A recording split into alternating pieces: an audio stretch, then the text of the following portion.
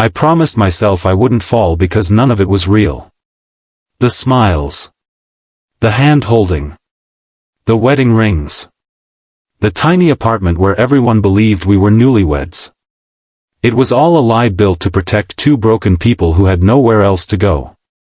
But lies have strange ways of becoming homes, and sometimes the smallest touch in the darkest night can rewrite an entire life.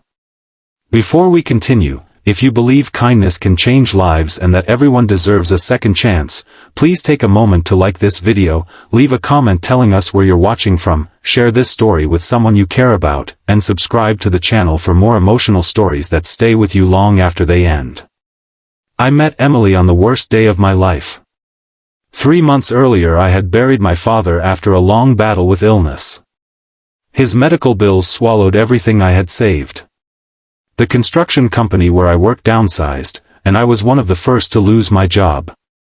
My apartment lease ended a week later, leaving me with 2 suitcases, a worn backpack, and nowhere to go.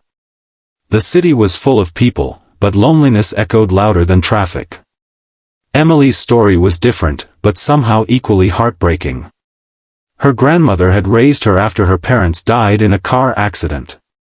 When her grandmother passed away, distant relatives appeared only long enough to fight over the house. Emily walked away from the arguments with nothing but a small inheritance that disappeared, paying legal fees she never should have faced. We met through an elderly landlord named Mrs. Bennett. She owned an old building where married couples paid almost half the rent of single tenants because she believed families deserved help. She had watched too many young people struggle and quietly created the discount decades earlier. Emily had answered the advertisement the same day I did. Neither of us qualified. Mrs. Bennett apologized kindly before explaining the policy.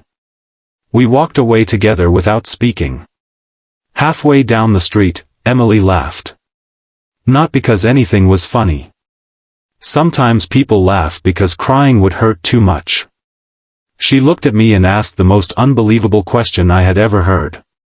What if we pretended to be married? I should have said no. Instead, I looked at my nearly empty wallet and nodded. A week later we moved into apartment 3B. Everyone believed we were husband and wife. Except us. At first, living together felt like sharing space with a polite stranger. We divided chores. We split groceries. We respected invisible boundaries. There was only one problem. Apartment 3B had only one bedroom. And only one bed. Buying another wasn't possible. Sleeping on the floor wasn't practical. Every night became an exercise in pretending comfort while carefully avoiding each other. The mattress suddenly felt much too small. Sometimes our arms accidentally brushed. Sometimes our feet touched beneath the blanket. Every tiny contact felt louder than thunder. Neither of us mentioned it. Days slowly became weeks. The act we performed for neighbors started becoming effortless. We attended building barbecues together. We grocery shopped together. We celebrated birthdays with other tenants who admired what they called our young marriage. Oddly enough, the happiest moments happened when no one was watching. Emily always made too much coffee because she knew I drank 3 cups every morning. I repaired the loose kitchen cabinet before she even noticed it was broken. She folded my laundry whenever she did hers.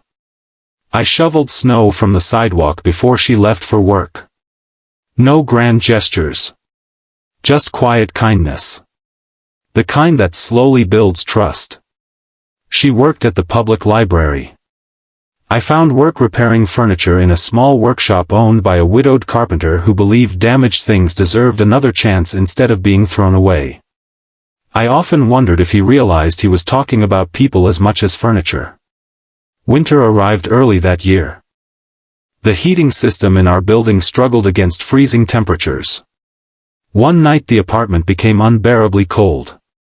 We piled every blanket we owned onto the bed. Emily curled beneath them, shivering despite the layers. Without thinking, I moved closer simply because body heat was warmer than pride. Neither of us spoke. Outside, Snow covered the city in silence. Inside, two lonely people lay inches apart pretending nothing had changed. Then something happened. I felt her fingertips gently touch my back.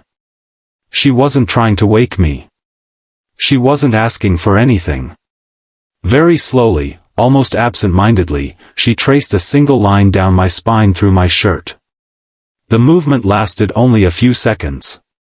But somehow those few seconds reached places inside me untouched for years. It wasn't romantic. It wasn't passionate. It felt safe. Like someone silently saying, "You're not alone anymore."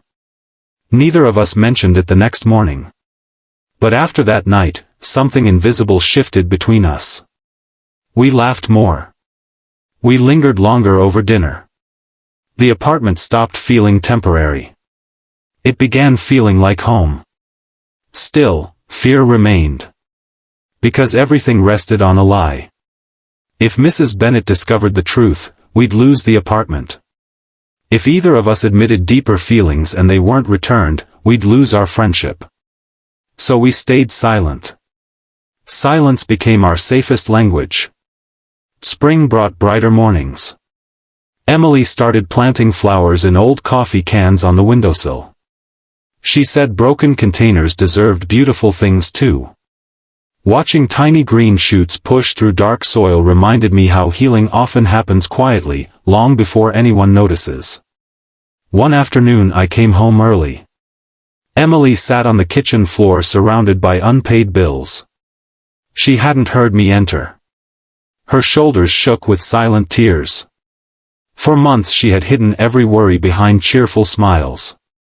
Seeing her finally break hurt more than I expected. I sat beside her. Neither of us spoke. Sometimes presence says everything words cannot. Eventually she leaned against my shoulder. We remained there until sunset painted the apartment golden. No promises. No dramatic confessions. Just shared exhaustion.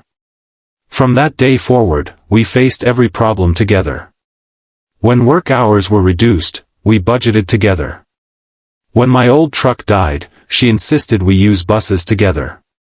When she caught the flu, I learned to make terrible soup that somehow made her smile anyway. Life wasn't becoming easier. We were simply carrying it together. Months passed. Then one afternoon everything nearly collapsed. Mrs. Bennet invited every tenant to celebrate her 80th birthday. During the party someone asked how we had met. Emily froze. So did I. We had never created that part of our story. Everyone waited. Before panic could expose us, Mrs. Bennet smiled warmly. She looked at us with eyes far wiser than either of us understood. Then she said she had always believed the strongest marriages began with friendship. Her words somehow rescued the moment. But later that evening she knocked on our apartment door. She quietly admitted she had known from the beginning that we weren't married. Our hearts nearly stopped. She smiled gently before explaining. She had rented apartments for 40 years. She could recognize fake wedding smiles from real affection. She had simply waited. Not to catch us. To see what happened. Then she said something neither of us will ever forget. Real love isn't measured by paperwork.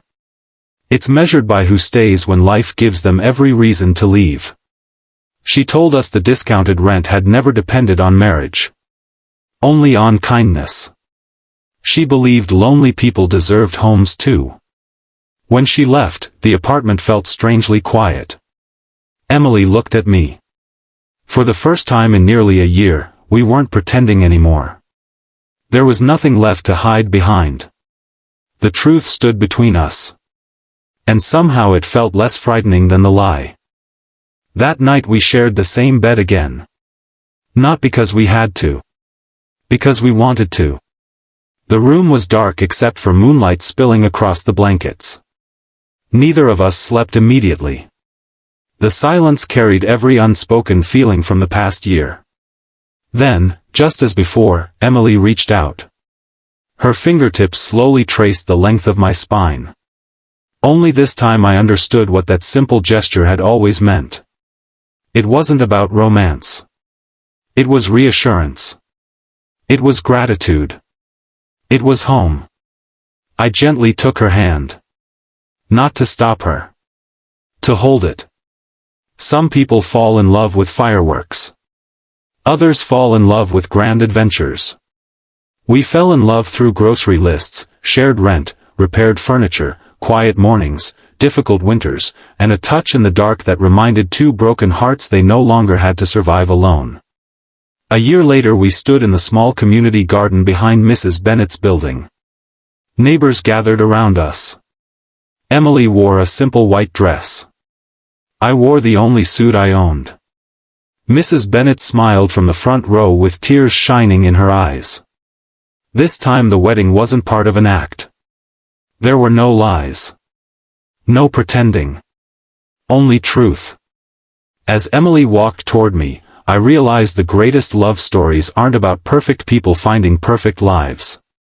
They're about imperfect people choosing each other every single day despite fear, loss, uncertainty, and the scars they carry.